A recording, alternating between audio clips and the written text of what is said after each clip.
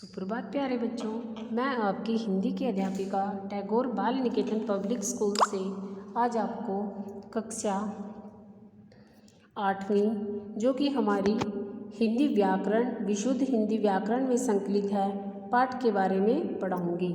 आइए शुरू करते हैं। आज हमारा हिंदी व्याकरण पाठ 3 संधि। संधि क्या होती है? संधि का अर्थ होता है जॉइनिंग यानी कि जोड़। संधि का अर्थ होता है मेल। इस प्रक्रिया के अंतर्गत दो शब्दों को मिलाकर एक नए शब्द का निर्माण किया जाता है। पहले शब्द के अंतिम वर्ण और दूसरे शब्द के पहले वर्ण के मेल से दोनों शब्दों का योग किया जाता है। पहले शब्द का अंतिम वर्ण और दूसरे शब्द का पहला वर्ण जो क्या होता है आपस में जोड़ दिया जाता है, उसे संधि कहते हैं। दो वर्णों के परस्पर मेल से जो विकार उत्पन्न होता है उसे संधि कहते हैं। जैसे आपको बुक में दर्शाया गया है, शिव प्लस आल्य। शिव में से क्या निकाला? आ की मात्रा, और आल्य में से क्या लिया इन्होंने? आ। तो इन्होंने क्या बना दिया?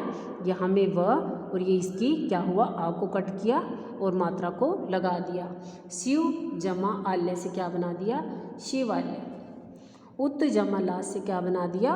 उल्लास यानी खुशी। नमः जमा ते से क्या बनाया? नमस्ते। तो इसलिए संधि का शाब्दिक अर्थ क्या होता है? जोड़। दो वर्णों के परस्पर मेल से जो विकार उत्पन्न होता है उसे संधि कहते हैं। संधि के 3 भेद होते हैं, स्वर संधि, व्यंजन संधि, विसर्ग संधि, और इन तीनों के अलग अलग भेद होते हैं जिनके बारे में हम अपनी वीडियो में चर्चा करेंगे।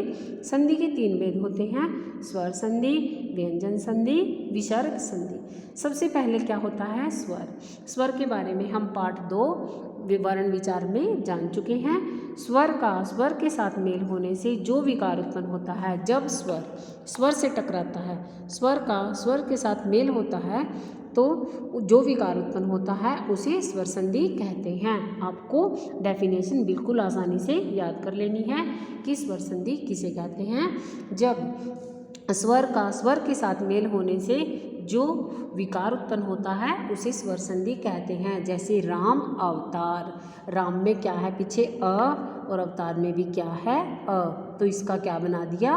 पिछले वाले आ की मात्रा उठाई, राम अवतार। विद्यार्थी, विद्यार्थी, ठीक है। अभी प्लस इष्ट, तो इन्होंने क्या किया? ई की मात्राएं जो थी वो बड़ी हो गई, छोटी की मात्रा की बजाय बड़ी की मात्रा आ गई और यहाँ पे अभिष्ट बन गया।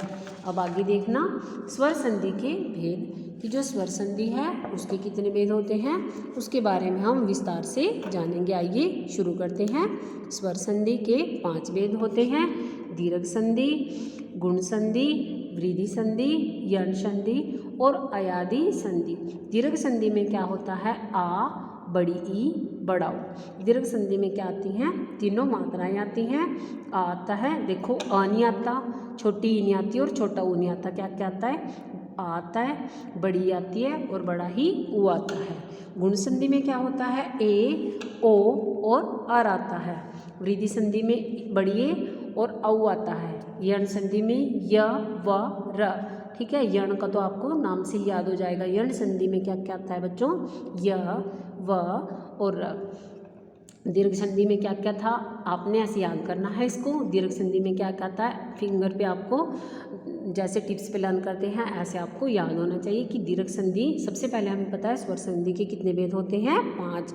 स्वर संधि के 5 भेद होते हैं, दीर्घ संधि, गुण संधि, वृद्धि संधि, यण संधि और अयादि संधि। अब हम इनके बारे में एक एक करके चर्चा करते हैं। आइए शुरू करते हैं। ए प्लस आ, ई प्लस ई और ओ प्लस ओ, ठीक है। ए और आ का ब्रैकेट में रखा है इन्होंने, छोटी और बड़ी को रखा है और छोटे और बड़े को रखा है। दीर्घ संधि 2 समान वर्णों के मेल से बनती है। अगर आपको पहचान करनी है, आपके पास क्वेश्चन में आता है बताइए कौन सी संधि है, स्वर संधि का कौन सा भेद है, तो आप कैसे बताओगे? आपको डिटेल में समझ आने के लिए ही ये वीडियो बनाई जा रही है। देखिए, दीर्घ संधि 2 समान वर्णों के मेल से बनती है। नियम, नियम मतलब कि इनको चेंज करने का क्या फॉर्मूला है, क्या नियम है? ए या आ जमा ए या आ, तो आपने इसका क्या बन जाएगा? आ, ठीक है। अगर आपके पास अ आता है, या आता है या आ आता है, ठीक है। इन तीनों में एक साइड पहले वर्ण में भी यही होते हैं और अगला जिसको जोड़ करना है उसमें भी यही होते हैं, या तो अ या आ, ये अ या और आ, तो आपका में क्या बनाओगे आप उसको आ। ई जमा या जमा ई, ठीक है। ये भी ई या ई होते हैं और पीछे भी ई या ई, तो हम उसकी जगह इन सब की जगह हम क्या रखेंगे बड़ी, ठीक है। ऊ या ऊ, या तो ऊ होता है या बड़ा ऊ होता है, छोटा ऊ हो या बड़ा ऊ, तो आपने इसमें क्या रखना है ऊ। ऐसे ही है ए हो या आ हो, तो आपने क्या रखना है आ, ठीक है। ये हो या बड़ी हो तो हम क्या रखेंगे बड़ी, ठीक है। जो बड़ा वर्ड है ना, मान लीजिए ए और आ में से कौन सा बड़ा है, आ है, क्योंकि उसकी मात्रा भी है इसलिए उसको रखोगे आप। छोटी में भी ऐसे ही करोगे आप, बड़ी को रखोगे, छोटे ऊ बड़े ऊ में से भी आपने क्या करना है बड़े ऊ को रखना है। अब है देखिए देव जमा आल्य, देव दो पद, ठीक है।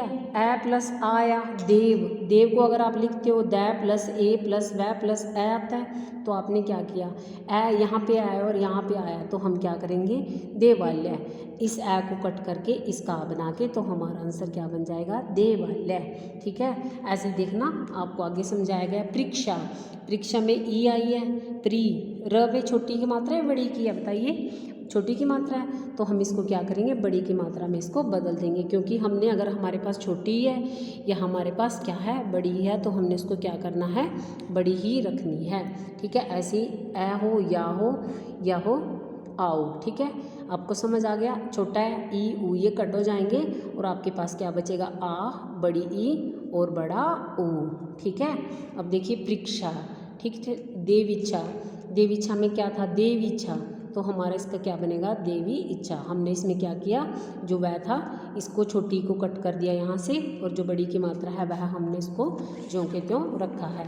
अब है हमारा ऊ या ऊ या ऊ मतलब या तो छोटा हो या बड़ा हो, तो हमने रखना क्या है बड़ा ऊ। भानुदय, भानु जमा उदय, तो जब आप इसका संधि विच्छेद की जगह आप संधि करते हो, ठीक है, तो आप संधि करते समय क्या करोगे भानुदय, तो जो भानु था उसमें आपने क्या किया छोटे ऊ की मात्रा को बड़े ऊ की मात्रा में कन्वर्ट कर दिया, और जो बड़ा ऊ था ये यहाँ पे मात्रा के रूप में आ गया। ये देखिए भू जमा उष्मा, भू में ये कौन सा हुआ है बड़ा ऊ, तो आपने क्या किया इसको आपने इसके अंदर रख लिया, तो ये आपका क्या बन गया भूष्मा। भू जमा श जमा म जमा आ। अन्य उदाहरण देखिए बूर्जा, लगोर्मी, अनुदित, तनुर्जा, वधोत्सव। आपने क्या करना है दीर्घ संधि में हमारा क्या नियम है ए आता है या आ आता है, तो हमने किसको रखना है आ को। छोटी आती है या बड़ी आती है तो हमने किसको रखना है बड़ी ई को। छोटा ऊ या बड़ा ऊ आता है तो हमने किसको रखना है बड़ा ऊ को। अगली वीडियो में हम गुण संधि के बारे में चर्चा करेंगे। घर पर रहें, सुरक्षित रहें। धन्यवाद प्यारे बच्चों।